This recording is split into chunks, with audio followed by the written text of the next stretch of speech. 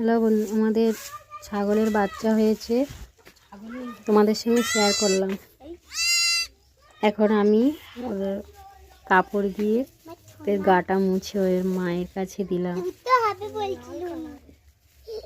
যেহেতু রোদ্দুরের সময় হয়েছে, খুব একটা অসুবিধা হবে না। এখন ওদের পায়ের খুরে যে সাদা অংশ নখ দিয়ে কেটে দিতে হয়,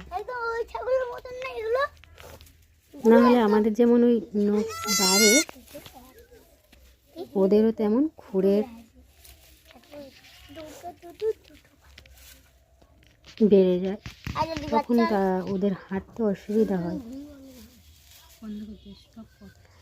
মা ঠাকুমাদের দিতে দেখেছি, অমন করে কেটে আর ফেলে দিতে হয়, দিলে ওই যে খুরটা আর বেশি তাড়াতাড়ি বাড়ে না। ছোটোবেলায় নরম থাকে তো মাংসটা, ওই তখন ওটা কেটে দিতে হয়।